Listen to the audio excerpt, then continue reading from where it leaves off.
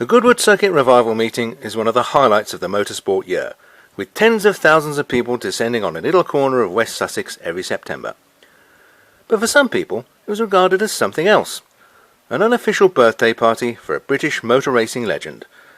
And, as it's 2009, that legend is turning 80 years old. A man who set a record in the Mille Miglia that will never be beaten. A man who could have given Juan Manuel Fangio a good run for his money in the all-conquering Mercedes team in 1955, had he chosen to do so. Yes, we're talking about Sir Stirling Moss. As he led his birthday parade onto the circuit, hotly pursued by the Coopers and Keefs of his Formula 3 days, it suddenly dawned on us just what a vast and diverse selection of cars he competed in.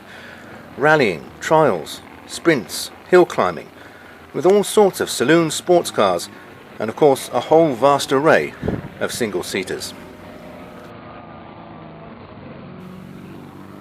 Moss's first car wasn't really a car at all. Because it was a Morgan three-wheeler and it was classified as a motorcycle, he was able to drive it at the age of 16, followed a year later by a BMW 328. And of course, everyone in those days had a Morris Minor.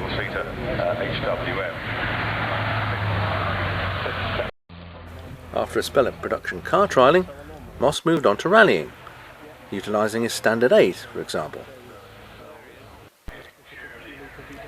This Humber Super Snipe enabled Moss and some cohorts to visit 15 countries in 5 days as part of a stunt, whilst the Sunbeam Talbot behind him almost enabled him to win the 1952 Monte Carlo Rally. Moss then joined Jaguar, first with the XK120 and then the Mark 7. This XK Coupe was custom made by Moss himself. He put different wire wheels on it, claiming that it looked nicer. Other XK140s followed, and then he moved on to the C-Type, followed by the D-Type.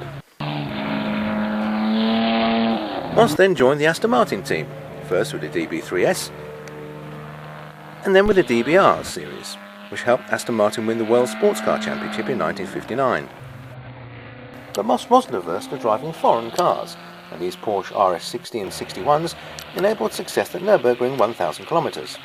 It was a grand occasion indeed, and even the RAF seemed to want to salute our hero as he toured his Aston down the Levant Strait. Two of the more unusual participants in the parade were a Barclay microcar and a Kiel kart, which tickled Stirling so much he bought a stake in the company.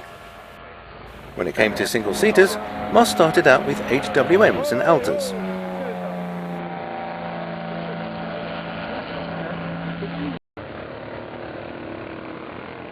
Before we were seeing the likes of the Connaught A-Type, the Cooper Alta, Maserati 250F, BRM P25, and the Vanwall. Then came Coupras and Lotuses, many of them sporting the colours of his patron, Rob Walker.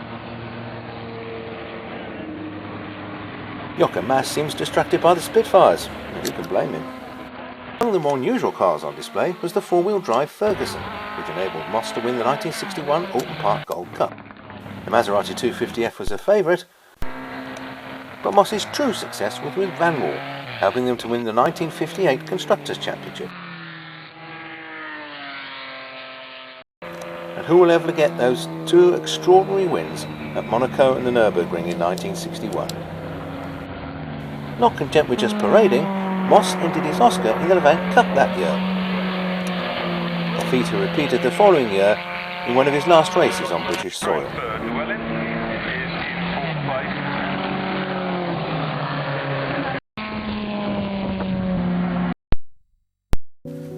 Sir Stirling may not have won the World Championship, but he did win the ultimate respect and esteem from his peers and the hearts of a nation back home. Among drivers, he was a legend. Among men, he was a giant. Thank you, Sir Stirling.